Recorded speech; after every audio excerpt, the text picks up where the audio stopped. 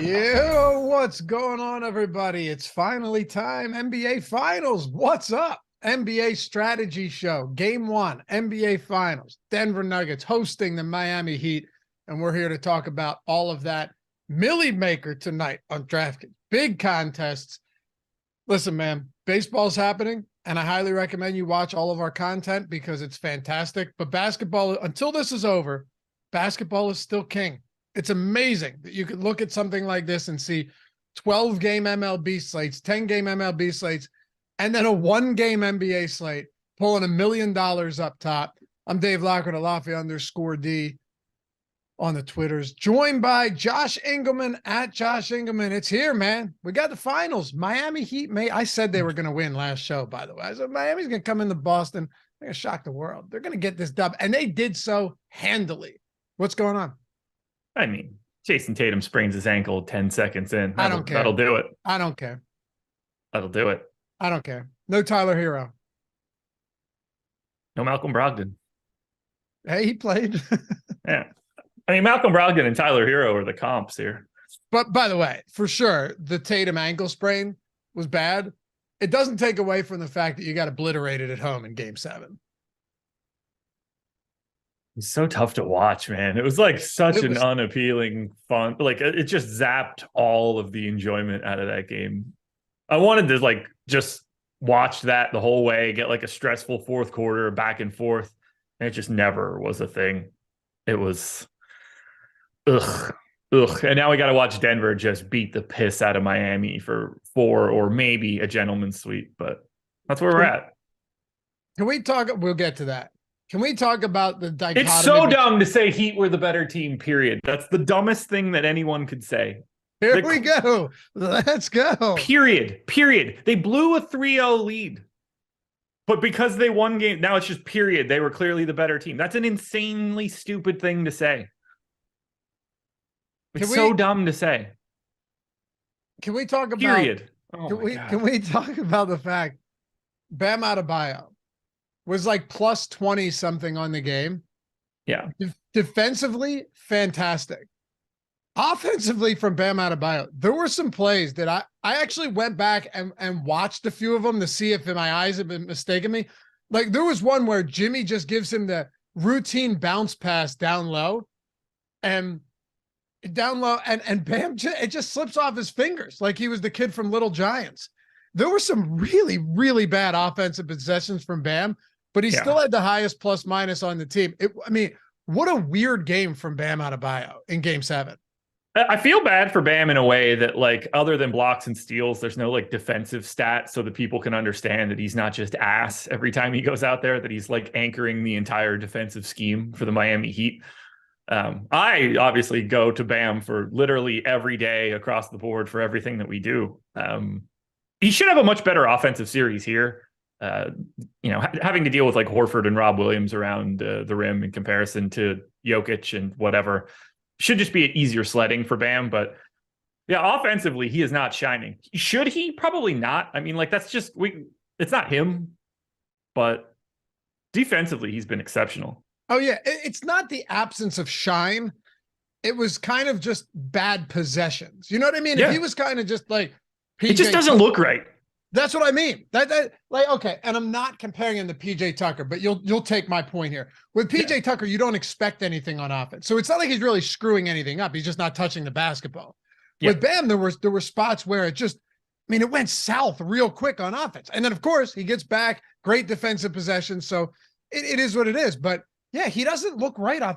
Do you wonder if some of that is, and I know it's not quantifiable, you think some of that's just an absence of confidence in that series against a good defensive front court in Boston? I think it's that, and just I think when we see people be good, we attribute some of that just naturally to offense. Like by default, you sort of soak up talent, but you redistribute it in your mind. And I think we probably just give him too much credit for what he is offensively, which isn't really that kind of guy ever. Like even during the rate, like, yeah, he have an increased usage rate and stuff. He just gets there in such a quiet manner offensively. I don't know how to describe him. It's really weird. Aggressive Goose says, can you expand on how this is a better matchup for Bam? Not trolling. He said not trolling. And then DF said it's not a good matchup for Bam. OMG, this guy. So some contrasting thoughts here, some questions. I'll let you take this one, but the answer's go ahead. It's Nikola Jokic on the other side, man. What are we talking about here? If Nikola Jokic wasn't a better matchup for Bam, he would have won the damn MVP this season because he'd be incredible defensively. I'm not saying it's like we're talking about chasms between the two, but if you look at this and think, is Bam going to do better against some combination of Al Horford and Time Lord or Jokic? I don't know how else to, like, I don't even have anything else to add here. Like, it's just very clearly better for Bam. The Nuggets defense is not the same as the Boston Bigs. Am I crazy? No, you're with me, right? All. No. Okay. I mean, Joel Embiid, as disgusted as I was with him throughout that series, he had a few, solid games, but he also struggled against this defense. And that's an elite offensive player in Joel Embiid. Like yeah, exactly. They play very good defense against bigs. Yeah. I just want to point out one comment that I thought was funny here. Israel Williams said, Josh, you're so authoritative. Yeah, I am the goddamn authority at all of this. I'm glad we're all on the same page here. Happy to have you guys with us. Hit that thumb. We already we got 200 people in here with us already for game 1 of the finals. This is going to be a good day. It is. It's going to be a good day. Maybe not. I mean, the chat might kill me before we even get this series started. It's possible, but it makes things way better on my end. I'll tell you that much. I didn't think Jokic being a worse defender than Al Horford and Rob Williams was going to be a hot take in the first 5 minutes of the show, but apparently it was. It started off the day by me disgusting you by coming on here on camera before the show eating 2 eggs on rye. Yeah, I mean, it's such a combative flavor. Rye's pretty good, bro. Toasted, of course. Pretty good. Like that's the primary flavor then. That should not be the primary flavor. But you know what I do? First of all, you got a slice of American cheese in there, and then you fold the 2 eggs over. You never want, if you're doing an open-faced egg sandwich with cheese, you never want the cheese on the top. You know this, because then it just goes like roof of the mouth, and it's a brutal experience. I've never eaten an open-faced breakfast sandwich in my entire life. No. Really? Okay. No, close the face, man. What are you doing? No, you sometimes just go open face. It's not, at the very least, just cut it in half and put the bottom on the top. Nah, I like it this way. It's a light meal. It's the same meal if you cut it in half. It doesn't matter. Just eat it like a normal sandwich, like every other human being. Nah, it doesn't. No, I don't like that because it's 2 eggs. Then you're stacking them sky high. You need to spread it out. No, like wholeheartedly disagree. No one wants to eat an open-faced sandwich. Oh yeah, Steven's right. What about eggs Benedict? I mean, I don't pick my eggs Benny up and like pour it into my face. I do when I'm out to breakfast. That's what I do. I pick it up and I just have hollandaise sauce running all down my chest. Yeah, that's not hollandaise, brother. No, it's not. If it's good enough, it definitely isn't. No, I can't say that one on the show. Logan said egg eaters are serial killer. Dude, stop it. Eggs only human eggs, though. I mean, Humboldt, Lofty is sophisticated. No, my wife would do it in the morning and be like, oh, that's nice. Because I don't like only on Saturdays when I go out to breakfast, I get an eggs Benedict or I get a mechanic's omelet, which just has everything in it, right? It's oh, dude, you'd love it. No. Dude, sausage, bacon, peppers, onion, everything. Lost me. The first two were fine. 3 egg mechanic omelet. Nobody wants peppers and onions in anything. I also get 1 single chocolate chip pancake with that. I go to town on Saturdays. In between taking my daughter to gymnastics and swim class, I just gorge. But before that, during the week, I like a light breakfast. Is that okay? I like a light breakfast. Yeah, just cut the damn thing in half and stack them together. Who wants to eat an open-faced sandwich? Me. No, that should just never exist. If you're eating something open-faced, it's because you have to use a fork and a knife. That's not true, man. Well, yeah, because you do it incorrectly. I don't.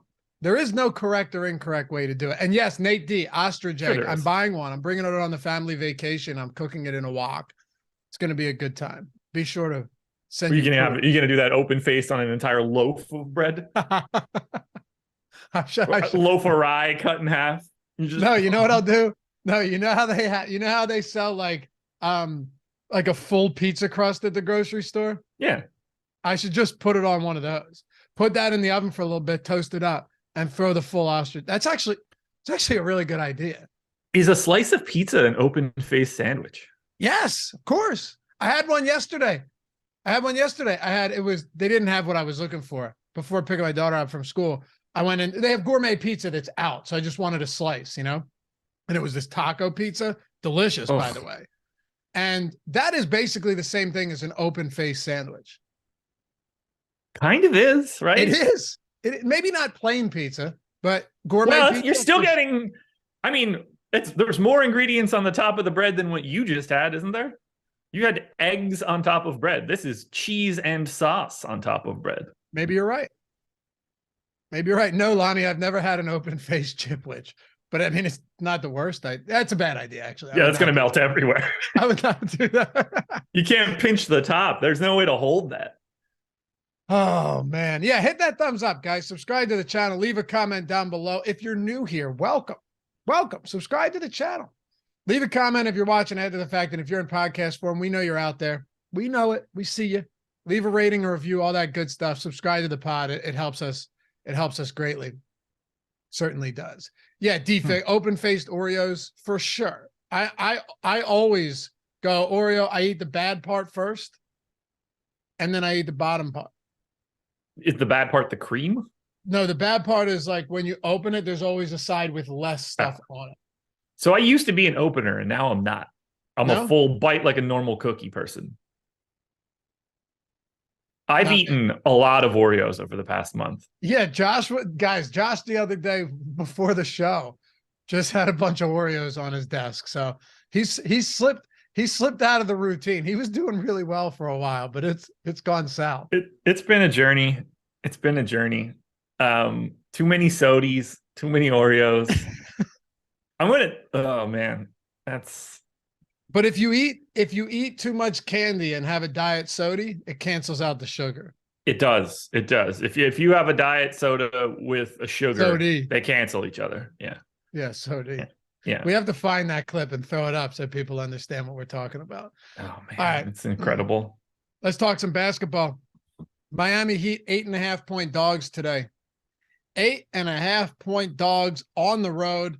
219 total. One question I have for you before we get into the actual nuts and bolts of this one. Do you place any stock? You kept going too. That's the rye bread, brother. Rye bread doesn't cause burps, man. What kind of awful rye bread are you eating? This is straight from the bakery. This stuff's delicious. I'm going to send you some. What did they bake it with? I'm going to send you some.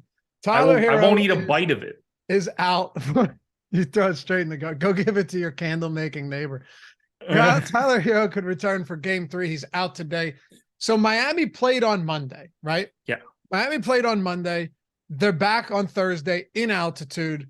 The last time the Denver Nuggets played was 2022. No, seriously, it was, I think, 10 days ago? The 22nd, there's 31 days in May. It's been a minute. 10 days ago is the last time that they saw the floor.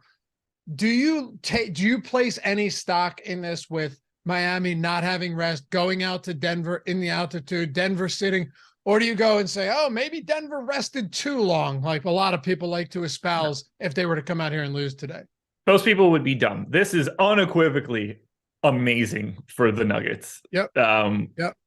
Heat have definitely lesser energy. The Nuggets can get healthy, can feel a lot better, get treatment, rest, and Miami then has to come to elevation. It's a really tough spot here in game 1. And there's a reason we see the line as massive as it is for today in game 1. Bill Still, $20 super chat. Thanks, brother. Had a great game 7, 115 into 2,300. Thanks for the content and all the funny tangents. Yeah, thank you, man. Thanks for watching throughout all this. Thanks for sticking with us when sometimes we leave the reservation. Oh, can I say that, Josh? Leave the Indian reservation? That's not right, right? I would say what? Reservation is still okay. You just get the name of the people incorrect. Okay. You're thinking of plantation, which people don't want you to say anymore. Well, that's a bad one. Yeah, I wouldn't say that. But I had people of Indian descent reach out to me and say that they agree, and they were laughing the whole time. So thank you, Phil Still. You're the man, and congratulations on that. Jillian Sullivan took first in a $5 single entry Saturday game 6. Thanks to y'all. Can we not thanks to Josh and me. We weren't on the show, but that's awesome. Can we discuss strategy for Millie Maker specifically, best captain, 3-3 builds, etc.? Thank you. All right, so this is actually a perfect segue into how we can kick this off. I did want to ask you about this. We've already had these slates that are 200,000 up top, right? Just already massive fields. This one though, $25 entry, 106. What is it? 106,000? I think it is. Yeah, something like that. 106. Do you change anything up given that the field size? Because weren't the entries $15 for the other ones? I think they were 20. Were they? Oh, 20. That's right. That's right. Okay. So these are upped a little bit though. So the field size isn't going to increase the same as it would if it were 20, but do you do anything differently for a Millie Maker, or since the other ones are already such massive fields, do you pretty much stay the course? I mean, I'm trying to get a little bit more different just because 100,000 people are a lot. Look, you gotta get first, or it basically doesn't matter. I mean, like I say that to, if you're playing one lineup in the contest and you go from $25 to 100, I assume you're very happy, but that's not really what I'm talking about here. If you're trying to enter this contest with a shot at the top, you got to be a little bit different, or else you're chopping with like 500 people. If that's okay to you, that like if you're a single lineup person throwing in a bullet, that's a different experience. I have no interest in, I'm going to do whatever it takes to not have, 150 people with me for the lineups that I have. Humbled. So you have to be a little different. Humbled member for 10 months using a free super chat. Thanks, man. If you guys want to join too, free super chats each month, the custom emojis, the sweet badges, those pretty gnarly emojis as well. All that stuff down there. I think it's like $2.90 a month or something. I don't know. I've been subscribed to my own channel for a while because I like the badge. He said, hand washing show got me hooked. Appreciate you too. Yeah, that was one for the ages for sure. All right. I don't understand how people can come to like NBA shows or like even have opinions that are so stupid and uninformed. It blows my mind. It blows my mind. Denver hasn't played one team these playoffs that play defense. The Los Angeles Lakers have a better defensive rating than the Miami Heat this season in the playoffs. What are we talking about? Yeah, the Lakers defensively were very good. Yeah, that's a true statement. That's a true statement. It doesn't take a lot of work to figure out. I just don't get bogged down in this, Josh. We got game one to talk about. Eat an Oreo. Settle down. I need a Snickers or something, man. Damn. Nikola Jokic, 70% ownership, 25% at captain. Woo! All right. The crazy thing though, he's not even that much more expensive than Butler. I find it very difficult to play Jimmy Butler today. They're what? They're $900 separated. Nikola Jokic and can you explain to me how this happens? If Jokic is 21K at captain, Butler should be 19K, maybe less, maybe 18.5. Tell me if I'm being hyperbolic here, but it's nuts. It's nuts. I don't know why it's like they carried Jimmy Butler's price over because they thought he was going to play 48 minutes in game 8 of the Celtics series. Like, these guys, it's a terrible price it's either a terrible price for Jimmy or a completely undervalued price for Nikola Jokic, whichever direction you want to go there. $600 gap. I've got Jokic by 15 fantasy points, playing less minutes, I might add. I would argue that it's probably underpriced on Jokic. Like, just if you're going off of last series, this is around the same price that Butler and Tatum were at over the last 3 or 4 games. I would argue that Jokic should probably be like 23 or something egregious. But that would just make the problem is that would just make it so difficult to build any lineups. 25% at captain. We didn't see Tatum or Butler when they were at these price points come even close to this, man. No, not even close. And we shouldn't have. Like, I just don't know how you could look at that and think, oh, these guys should be comparable. There is no comparison at all. And I love Jimmy Butler, but there's just no comparison whatsoever. I'm surprised that we have Jimmy Butler 11% captain right now. Here's how I see it, right? Let's say for a second, Josh, that you're hand building, right? You're hand building 50 lineups and they're all at this price and you're just combing through them. Or no, let's say you're using using an NBA or a lineup generator and it gives you these lineups. You're using Fantasy Cruncher and you're combing through them and you haven't ranked any of them yet, but you got 50 of them and you're going to play all 50 of them regardless. And you're combing through them. Every time you come across a Jimmy Butler captain lineup, you're just going to want to swap to Nikola Jokic a captain. Yeah. Yeah. Well, it's not even just that. Every time you come across a Jimmy Butler captain lineup, you're going to think, how the hell do I put Jokic at utility? Right. That's a good point too. Yeah, that's a good point as well. Now you're shit out of luck and you're playing Cody Zeller and one-off blanks and maybe you're hoping that Kevin Love plays or Haywood Highsmith too. Like, it becomes a real problem to get to both of them. And if you're looking at it like that, and Jimmy Butler is still projected for 50% ownership, I don't know how you look at it and think, well, Jimmy Butler's a good play. They're not comparable. You can't look at Jokic and Butler at their current price tags and come to any other conclusion other than it's Jokic by a mile. There's no other way to do it. Listen to these. I'm going to game log surf for a second, just so we can kind of appreciate this. All right. Yeah. Nikola Jokic, DraftKings points, 80, 46, 70, 89, 74, 73, 76, 81, 74, 56, 80, 71, 57, 50. I mean, what? Yeah. That's the problem, because if he just has a normal Jokic game, you have to have him in an optimal lineup. And now we're playing a game of salary. And if Jokic is so likely to be in an optimal lineup, you're going to have a very difficult time, no matter what dumb people in chat think, to get to Jimmy Butler after you have Jokic. It doesn't make Jimmy Butler's game any different. I expect Jimmy Butler to be the second best thing that happens in this game. But you can't just immediately get to all of the top guys. That's FanDuel, not DraftKings. The moment that Nikola Jokic has a 55th percentile game for him, rostering Jimmy Butler in that same lineup is a chore because you don't have enough places to save salary any longer. It has nothing to do with what we think of Jimmy Butler's performance today. If you were 4,400, then you play Jimmy Butler in 100% of your lineups. The salary is the problem, not Jimmy Butler himself. You know what else is nuts too? If you think about it, and you kind of spoke to this, a bad game from Nikola Jokic is kind of a good game from Jimmy Butler in many senses.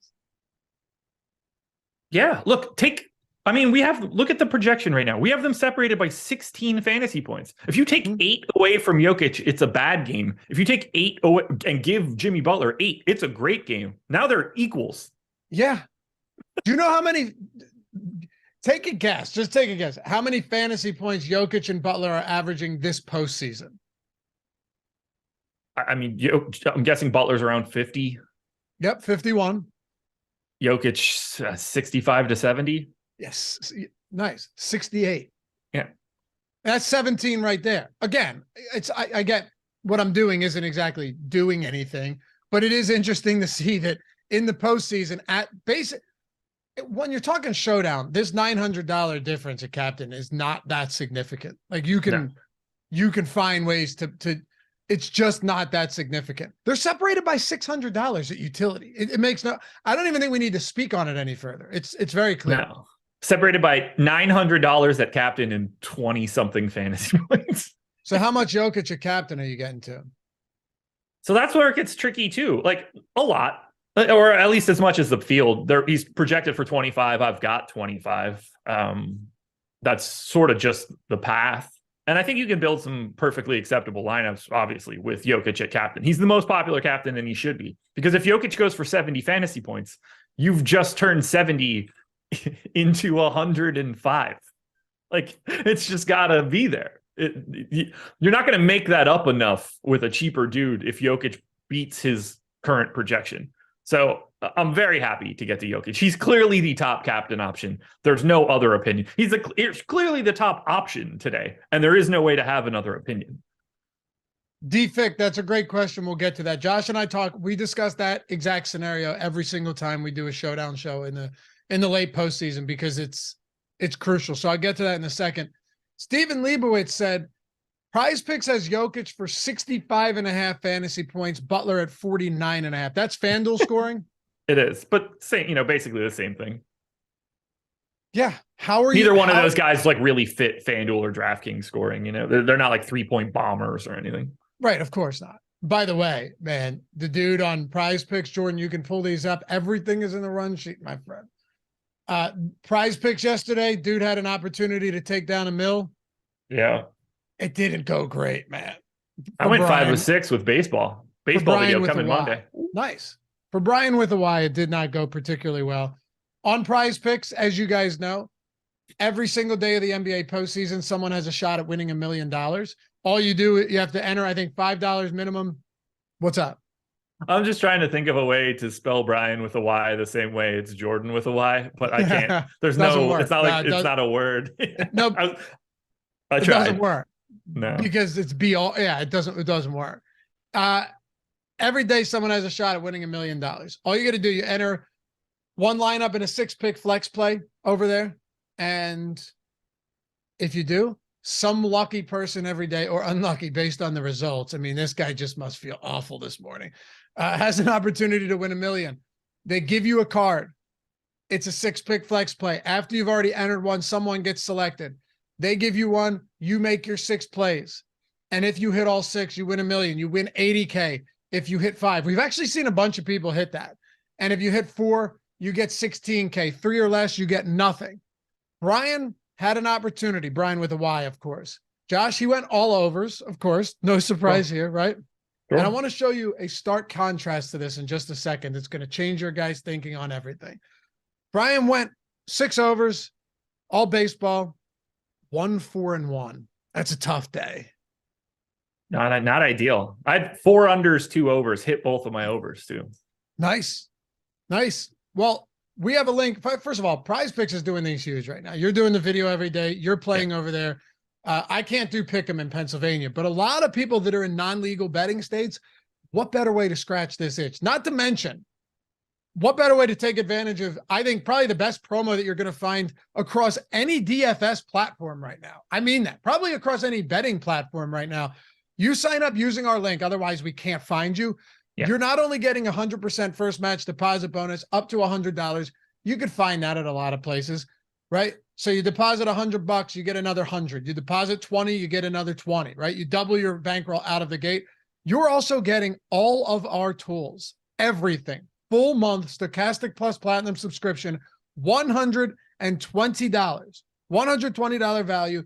You can use, of course, all of our DraftKings tools. I'm talking ownership, boom bust tool, top pitchers, top stacks, top fighters tool, top golfers, top driver tool for NASCAR, like literally everything across the board, including the MLB lineup generator, everything, the premium Discord, you got that all for a month. And it's not like you're going, oh, I guess I'll sign up here so I can get the free month. No, you're for sure going to play on PrizePicks as well. People. Yeah. So here's what I mean. This guy goes all overs. You went, and by the way, like I said, link in the description and in chat, take advantage of this. Dave DFS tweets at us the other day, at Stochastic, at Awesemo DFS, right? With a nice tools and a salute emoji, right?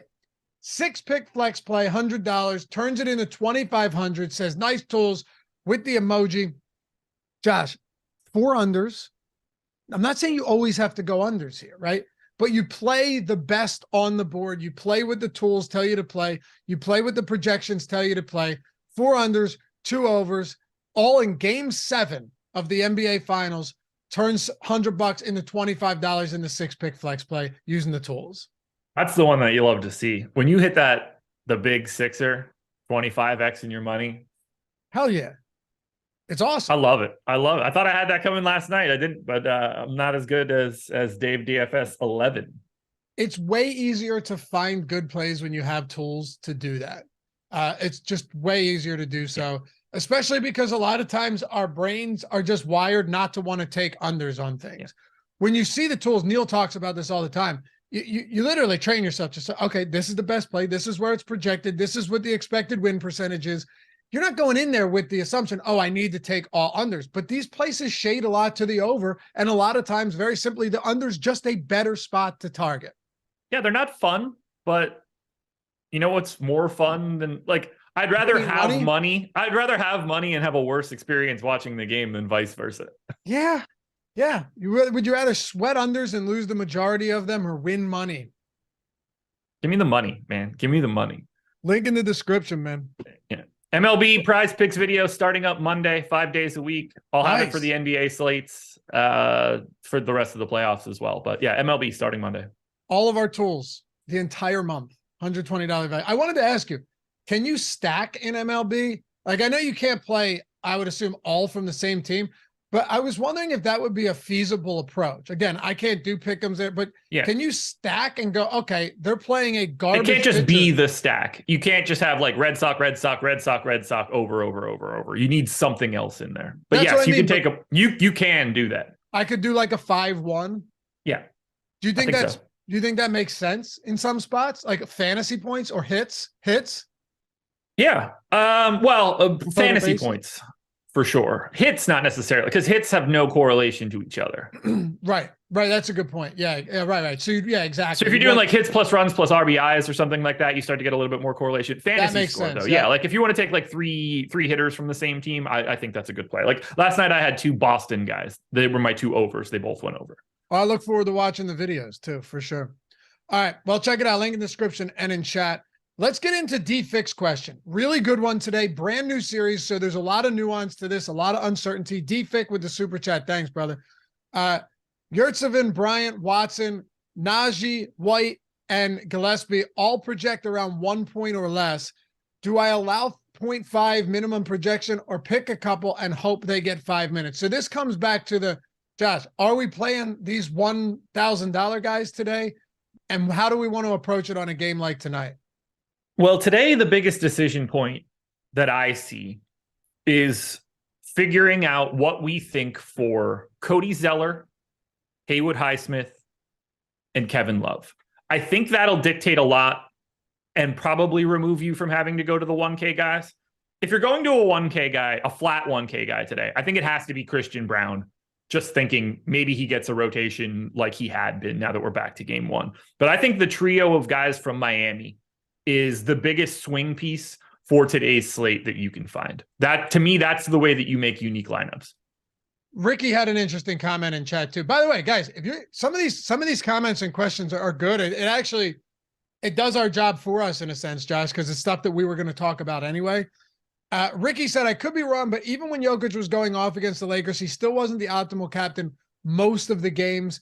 Got to find the 5-7K guy that goes for 40 or Murray Bam go for 50 a captain. So I do remember game 1, Jokic had an amazing game, but so Anthony Davis also went nuclear. That was the 40-point Anthony Davis game with a huge array of peripheral stats across the board.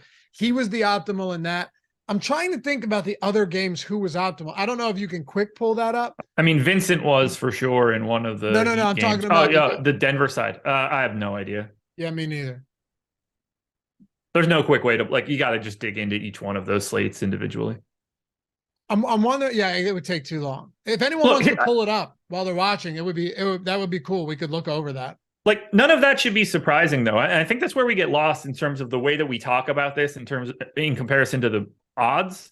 Like, Nikola Jokic came out of my Sims at 25%. He's 25% owned. He's the best captain option by far. He's also 3 out of 4 times never not the optimal captain. Yep. Like, the field is a much better option than just Jokic. Yep. But so, like, sometimes it sounds different based on the way that we're talking about it, of Jokic just being like an amazing play in general. But in all actuality, like, no individual captain's a great play when you compare it to the rest of it. If you're just Absolutely. picking Jokic, it's probably somebody else. If you're Just to picking clarify Jokic and Bam, it's still probably somebody else. Absolutely. And just to clarify, I'm not making that point. I want to essentially use it as a segue into talking about what other captain options can we look at, because 75% of the time, Jokic is not going to be the optimal captain. It still means that against the field, he is still by far, hands down, not close, the best captain option. That is for sure. Yeah. But I like the other starters from Denver today at What's captain. That? I like the other starters from Denver at captain today. Right. Yeah. Like, look, to Ricky's point, or to anyone's point, every lineup doesn't need to have Jokic in the captain. And to what Josh and I were stating earlier, this was we spent a lot of time talking about Jokic at captain. This was a lot more about, I don't know how you play Butler at captain over Jokic at captain, and not, I don't know how you play anyone else at captain over Jokic. That's certainly not what anyone's saying. Yeah, like for Jimmy Butler to be the captain today, he has to beat Jokic in raw points right out of the gate, and then still be the best captain option. But if he can't, like if he doesn't beat Jokic, it doesn't matter. And he is starting, if they're running a 100-yard dash, Jokic is starting like 30 yards ahead of him.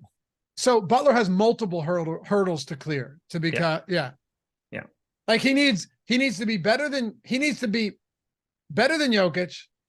Yeah. Probably by a decent amount, maybe not. But he needs to be better than Jokic.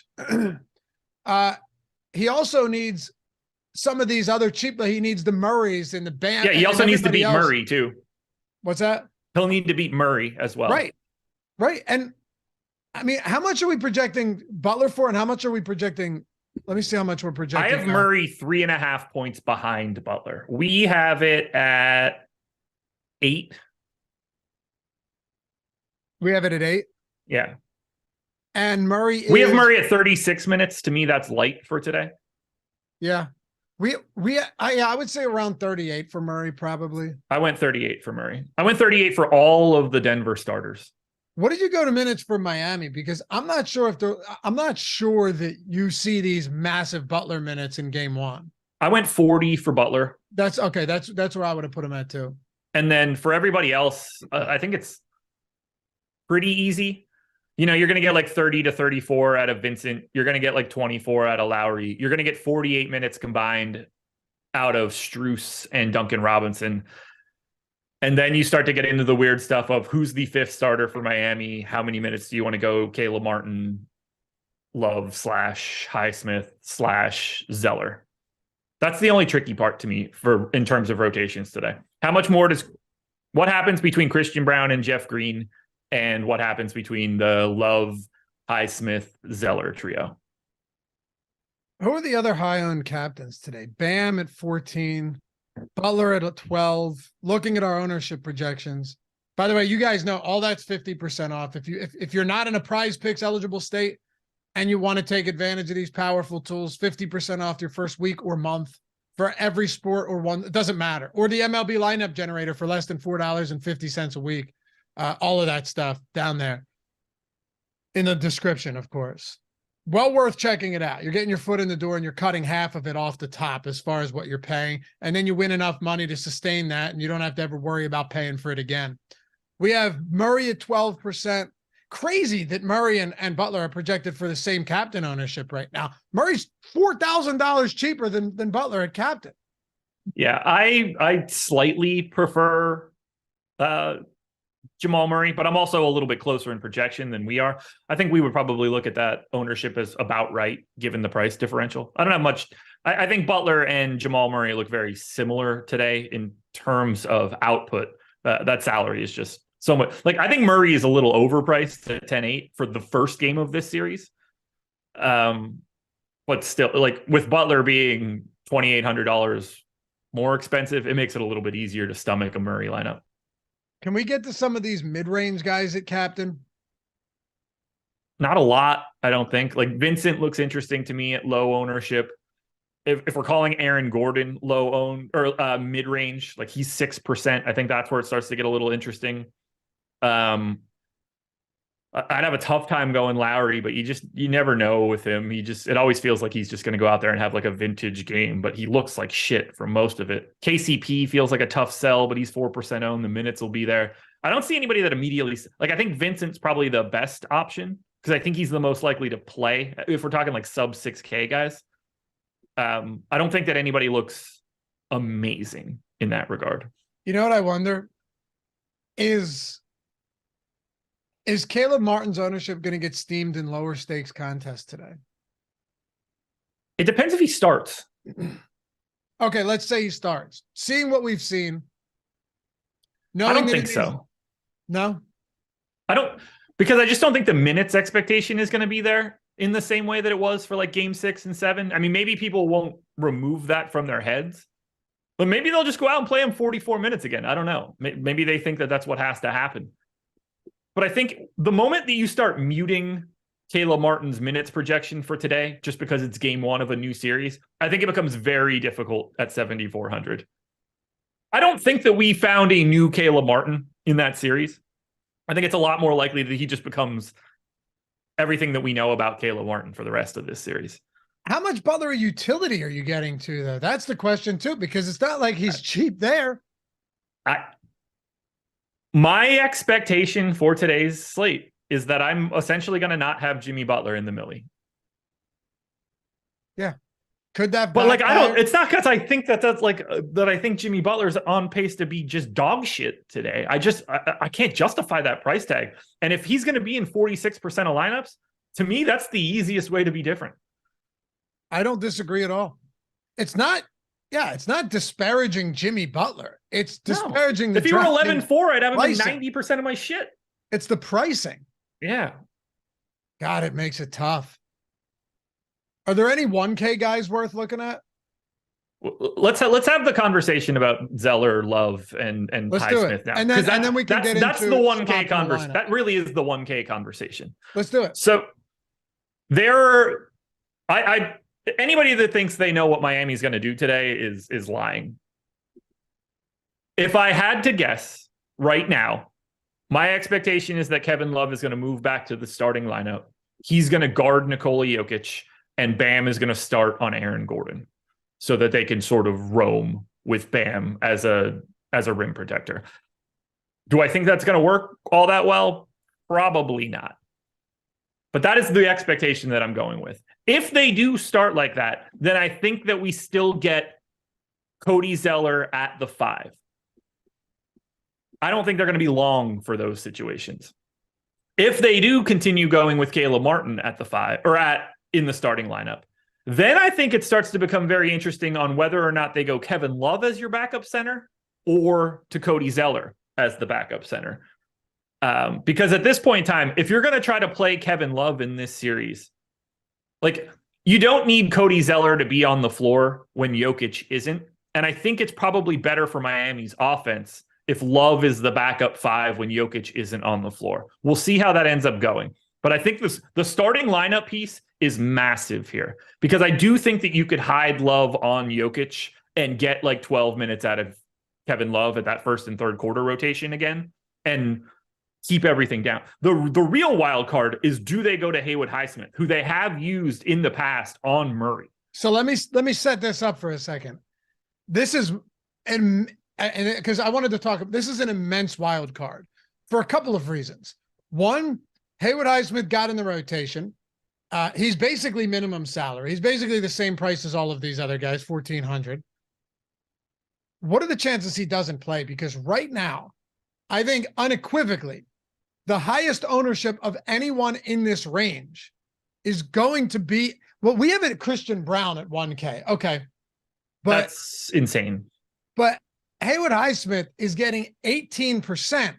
That is double or more than double Kevin Love, Cody Zeller, and all of these guys who could potentially work their way back into the rotation today. So Highsmith at 18%, that's not exactly nothing today on a milli maker slate. No, I would rather get one of these Miami guys and hope I'm right than play 30% on Christian Brown. Yeah, 30%. I do understand in some Christian Brown will get on the floor. It'll be what's that? He should. Yeah, it'll be for a few minutes.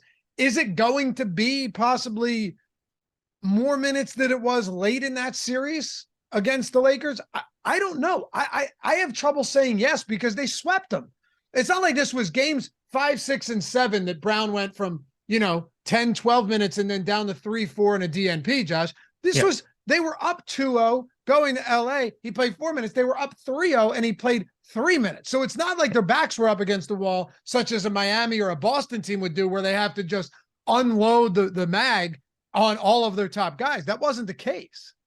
And I just don't know how useful he's going to be. I don't know how much he's going to matter for them. I don't really know what he unlocks. So I think we might see like one rotation at a Christian Brown, and then that's probably it. Could he just play a bunch more? Yeah, I think that comes at the expense of Jeff Green. So if you're like if you like Jeff Green or don't like Jeff Green, I think Christian Brown has a lot to do with that for today.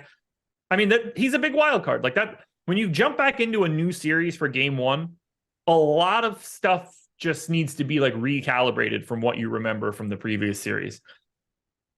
Could Christian Brown go out there and play 6 minutes in the first half, 6 minutes in the second half, and just be like, oh, well, shit, he's 1K, Butler's 13-4, Jokic is 14. That guy played 12 minutes. You don't have a choice any longer. You have to have him.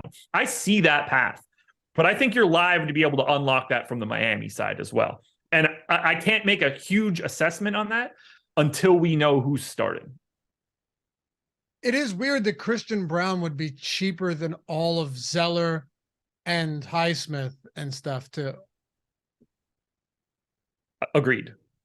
Because like if Martin starts and you can get 31% Brown or 18% Highsmith, like I'm starting to roll the dice on Highsmith at that point. Because if Martin starts, then I think that one of the two bigs don't play, and then you're definitely getting Haywood Highsmith. Who could get into the rotation today for Miami? Anybody else that we haven't touched on? I think we tackled all of that. We didn't say Duncan Robinson's name, but like he's obviously around splitting shooting guard minutes with Strus. But there are no other people that can enter this game for Miami. Any other Denver players that could enter the rotation that are semi-viable whatsoever at their ownership today? No, I don't think so. Okay. Like we didn't specifically talk about Bruce Brown or anything. He's sort of like the same as Duncan Robinson. He's playing. He's fine. I don't have much to say here. No one new is playing in this series, barring like crazy injuries. At least not today. I wouldn't compare Bruce Brown and Robinson though. I just mean like they were two guys that are in the rotations that we're not talking about right now. Like they're at their prices. They're fine. They're both like 25% owned. I don't have anything to add for those guys. Got you. They just exist. You're right. Brown's minutes are more stable, but yeah, for the most part. I know game 4 was that we only played 20, but for the most part, Brown seemed pretty stable run. He's also been pretty good off the bench for Denver. Yeah. Sean said, Embiid getting the MVP will be the ceiling of Laffy's Sixers fandom. There's no ceiling at all for that, man. I didn't care that he won the MVP, especially if he was going to lose in the postseason. I said it. I'm a broken record. I did not care about him. I almost didn't want him to win it, Josh. Does anybody care? Like, I mean, like as a fan, like I'm happy if my team's players would do well, but like, who gives it? If you're trying to win an NBA title, who gives a shit who wins the MVP? Jacob Roach, one of our producers, said it perfectly. He's like, you can't hang an MVP banner in your bedroom. No, it's fun to see. Like, you obviously want Embiid to win individual accolades, but you would trade the MVP for the fucking title in a heartbeat. I've seen, yeah. Oh my God, dude. Yes. I'm pretty sure Joel Embiid would happily give the MVP to Jokic if he could switch teams with him right now. Yeah, I was going to say, I'm pretty sure Jokic isn't disappointed right now with where he is. For sure. By the way, what a humble, likable. Why don't more people love him? Yeah, I'm telling you, he's such a dude. Now, Sixers fans on Twitter are so much different than like actual humans. I mean, that's Philly fans in general. They're below human level human beings. Listen, I got a lot of buddies out here that are Sixers fans. Garbage humans, I'm sure. You'd have a blast hanging out with them. Well, right. So they're still garbage human beings. Then I know them perfectly. I know exactly who they are. I mean, we're not without flaws, but all of them love Jimmy Butler. They all all of them want Jimmy Butler. They all like Jimmy Butler. Eitan and I were having this argument on Twitter, and he's like, everyone, he goes, this was so crazy. Eitan, I hope you hear this. Eitan's like, man, nothing worse for Sixers fans than seeing Butler and Jokic meet in the finals. I'm sitting here thinking, what, you'd rather see Boston in the finals? I would take Jimmy Butler and it's actually root for him in the finals any day over Boston winning in 7, being the first team and 151 tries to come back from. What are you, crazy? What are you, crazy? And why would Sixers fans dislike Jokic? Jokic isn't the one stirring the shit up on Twitter. It's not him. He's a humble, soft-spoken guy that when they asked him, he said Joel Embiid deserved it. And those people who don't think he deserved it are being mean. Yeah. Why would you not? It doesn't make any sense. There's a dude that just wants to go home, ride a tractor around with a cold one, ride his horses and stuff. Doesn't say boo about anybody. No. Is amazing to watch. Like, if you don't enjoy watching him on offense, you do not like basketball. You can't 100%. Be like a non-fan of him, right? Do people not like him offensively? Like that, but there are morons out there, I'm sure. But like, it's as good as it gets. It's so much fun to watch. It's people. This is what it is. So many of these people, they've watched him play like four times, and it was when the Sixers faced the Nuggets. But it's not like Nuggets fans are any different in that respect. All they call him, M flop. They think the only thing he's good at is flopping, which is tragically wrong. They have no idea of his defensive acumen, his all of that stuff. These people are clueless. They're clueless. I hate this. That's why we got to just get rid of people.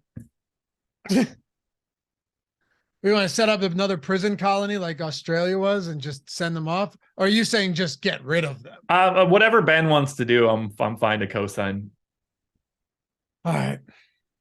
Anyway, so we covered. Let's make sure we cover everything. We're here for the people. We want to make sure it's just game 1 of the finals.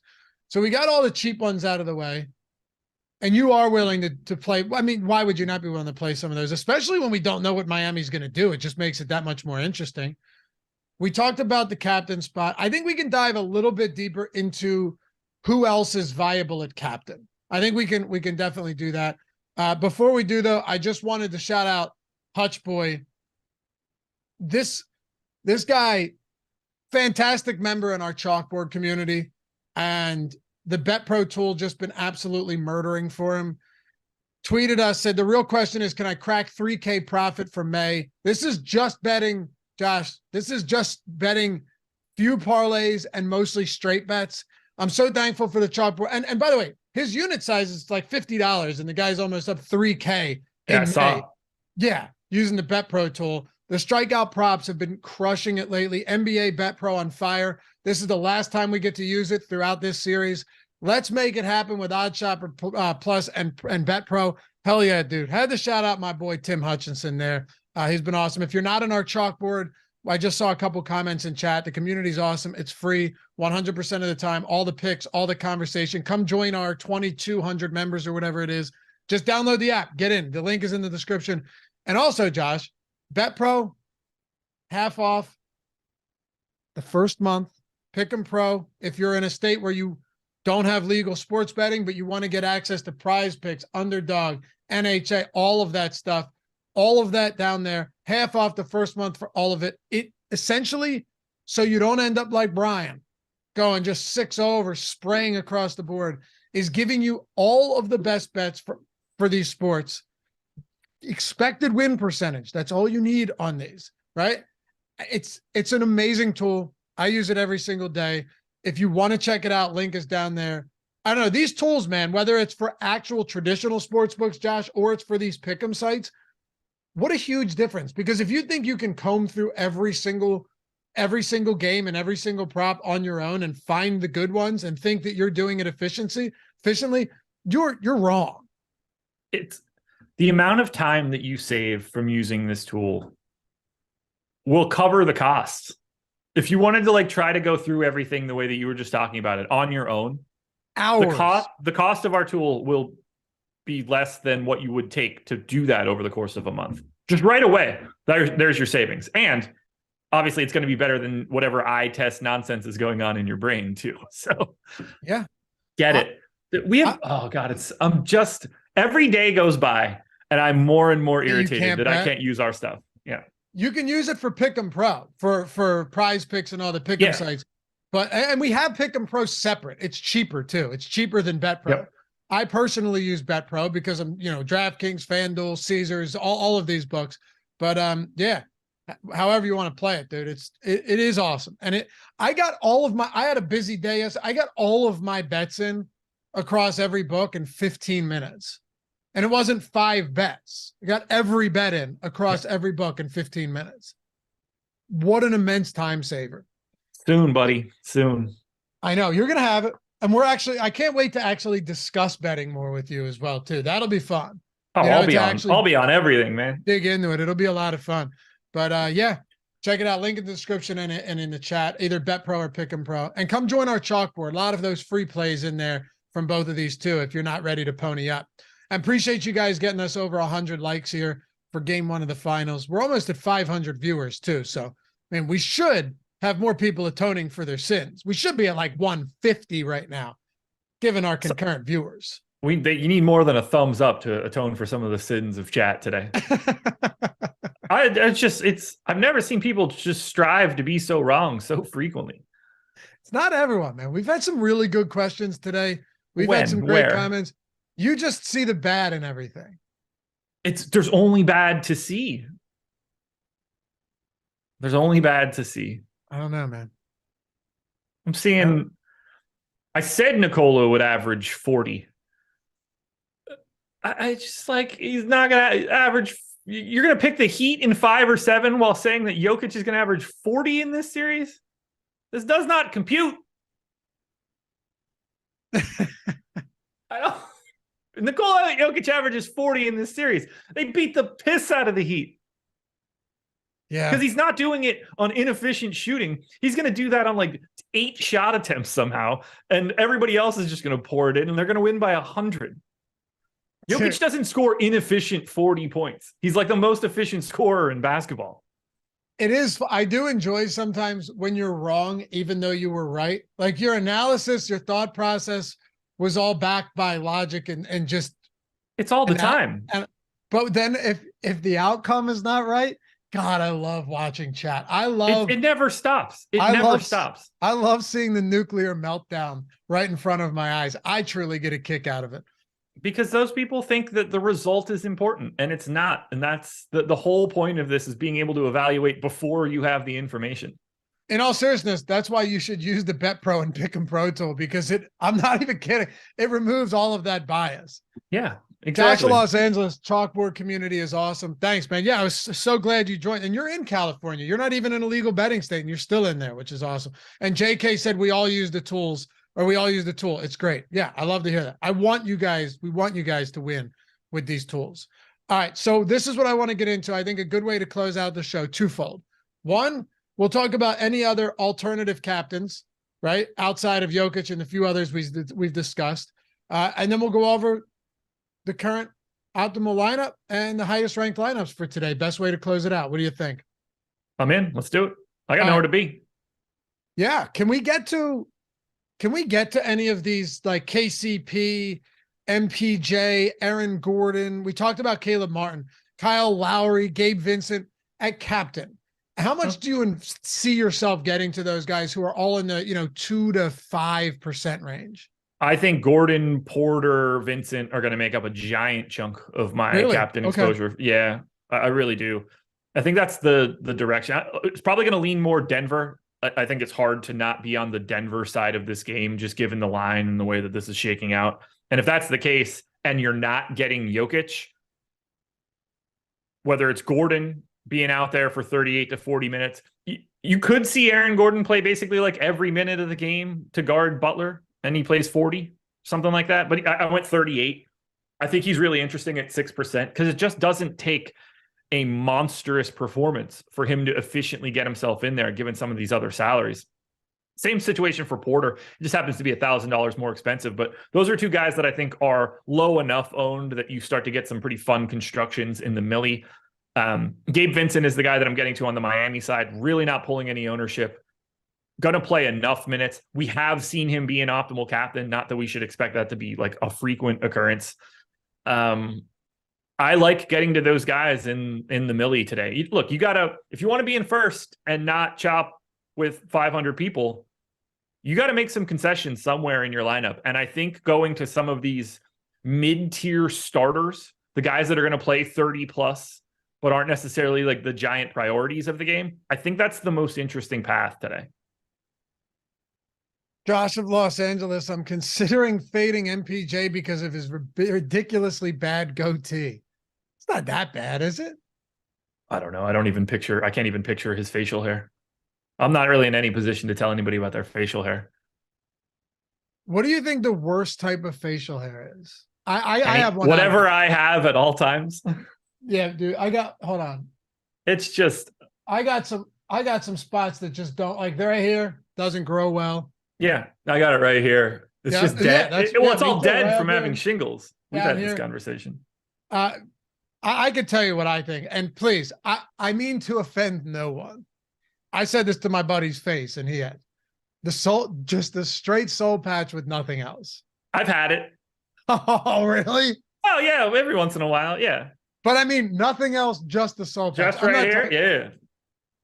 Yeah? Yeah. I grow a good soul patch. That's one of the few places where like I can get it to come in pretty well. My facial hair grows in the same way that YouTube chat puts their comments into chat. They're poor, ugly, awful, doesn't ever look good. The soul patch. You had the soul patch. You had the pussy tickler. Yeah, I did. Wow. Yeah. Right. And when I say that I had it, I'm not saying that it was like a year of my life. Yeah, 2 weeks. But like if remember when you had it, but I would shave. I would do just the chin in college. That was pretty awful too. I wonder how many people were here when we had the bet and you had to do the mustache and you grew out like a nice, just straight mustache. That was one of the best. I enjoyed the mustache, man. It was fun. I like when that pops up. I actually think you didn't hate that at all. Not at all. I loved getting the shave. Yo, and now with Manscaped, you would have had all the tools to really grow that out and manicure it. That would have been sick if we had that back then. Twirling that bad boy like a Brooklyn pizza maker. Yeah, and then just have the monocle. Just have a monocle. Oh man, we gotta go. I need another mustache bet. It was fun. Should we do it? I just want to go get the shave again. Should we do a mustache bet again? Well, it's the finals, actually. Why? We have to. We got to do something. What was the mustache bet? Was the mustache bet the Sixers bet? The tattoo bet, which you still can't find a place that'll do it, was... At some point in time when we get together, like we'll hunt something. We'll have to figure something out, yeah. I don't care when that gets paid off. I promise you. It'll get done. There will be a tattoo on my lip at some point in time. We also have an ass tattoo bet going about the Zion first team All-Pro. I would really like to find what show that was from. We might have to go back because I know we will never find that, man. Think about this is 3 years ago. Yeah, we won't. But like there were we agreed to some qualifications, and I don't remember what they are anymore. Yeah, it might. There were like technicalities for injury and like which first team, like, and I don't remember what they are anymore. Okay. But I agree that it's there. Look, if Zion Williamson makes the first team All NBA in the next 2 years, I know unequivocally you lost. Yes. Oh yeah. Like if he makes a first team All NBA, I know for sure that I'm right in the bet. But I don't remember. You have a lot of outs, and I don't remember what they are anymore. I also know the one out I did not give you was an injury clause, though, because the reason I said he wouldn't was because of injuries. That was my whole reason for saying it wouldn't happen. But I didn't disagree. I wouldn't have I clearly agree with you. Yeah, well, yeah, that might just have to void. Like, it's not like I would have been like, well, yeah, like I think he makes it even with the injuries. I definitely didn't have that take. No. Yeah, that's why we agreed on something, and we were both like, oh yeah, this works. Mm-hmm. But I thought it's all gone in my brain. We need to start we need to create a page on the site that tracks all of the dumb shit that we do. We should. We need Jordan to start clipping this stuff. At some point in time, he'll do his job. Yeah, eventually he'll produce. He's sitting here like Kenny right now.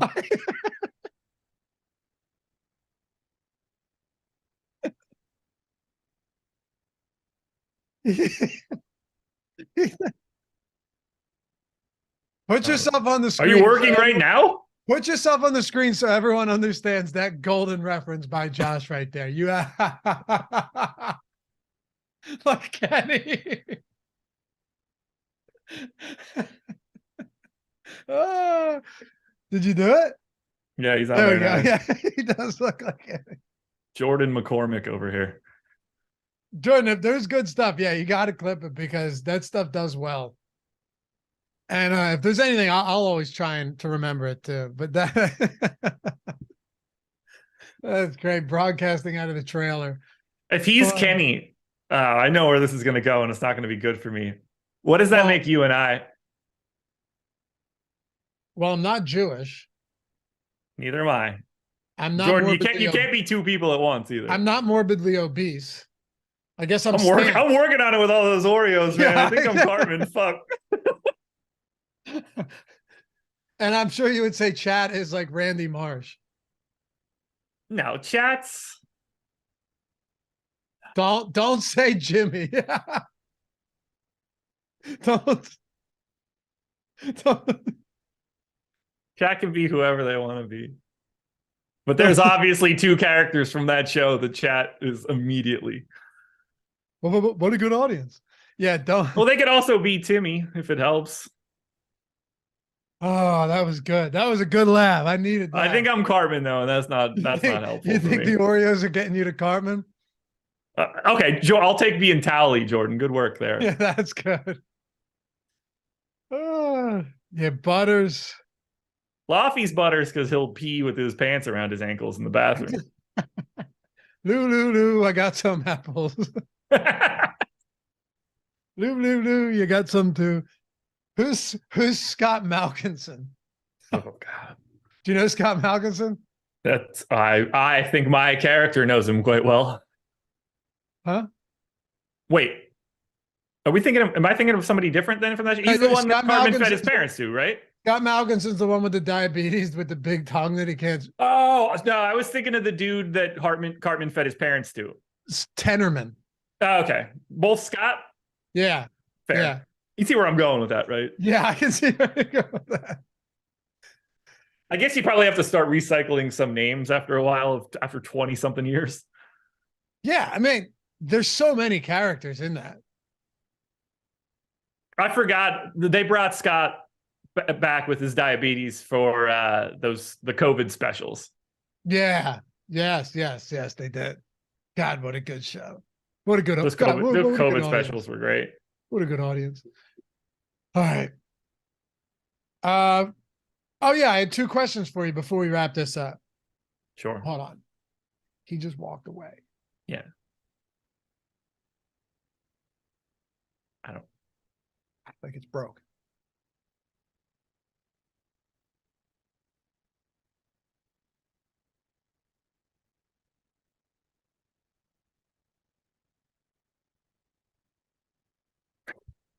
It was worth a shot. All right. Last thing here. Two questions. I really didn't know where you were going with that one. I was trying to. It would have been fun. I've done that to him before, so I think he's on to me now. Okay. One question is optimal lineup and top ranked lineups right now. Yeah. Chat went along with it. That would have been so good too. Need a little bit more time. Yeah, we need a little more time. And then the other question I had was, to close it out, what is your strat? Like you said, you're going to try and be a little bit different than you would be in some of these others now that it's a milli maker. We can lead off with that. Do you have anything in mind? Because you're already. I just don't have Jimmy Butler. Oh yeah, that's a good. So I don't know how different that's going to be at that price. If he's 40-something% owned, we either think the ownership is nowhere near correct, or if it is, like, to me, that's the easiest way to do it. I don't love it, but look, game 1, 9-point dogs or whatever. If Jokic has an average to slightly above average game, I just got to avoid them both doing it. No, yeah, I'm just thinking, like, there's no way that the 150 maxers have a ton of Butler today, right? It just seems so I think that if you grab, no matter what chat seems to think, when you grab lineup study tonight and you grab the 150 max percentages, it'll explain what you should have been doing. And a lot of people won't do that because they don't want to be proven wrong over and over again. You want my optimal? Yeah, Colin said this show's an hour long and they talk basketball for about 12 minutes. We've talked basketball for the majority of this show. The large majority of this show. Let's get the optimal. Yeah. Also, my goal is to entertain, not to talk basketball. It should be for both. It should be both. Your job is to talk basketball and corral me as much as you can. I understand that, how you're trying to low-key insult me there. And No, you're the host. It's the same way that I feel when I got to do a show with Adam and it's like, oh my God, I got to keep him engaged. You gotta try to keep me from going way too far out. Sure. Oh, well, that is true. Yeah, I got to really. The last show I had to really in a couple of times. That got got a little rocky there. Don't even remember. I'll tell you after the show. Anyway, optimal lineup for today. What do we got? Jamal Murray, captain. Nikola Jokic, Bam Adebayo, Aaron Gordon, Jeff Green, Christian Brown. Okay. So this actually goes against what you were talking about earlier, going too cheap Miami. You actually have too cheap Denver. Yeah. Yeah. Well, and I don't necessarily love the green brown combo. I don't know how much that'll get used, but yeah, that's a 5-1 with just Bam. Yeah. Leaves $800 on the table too. Okay.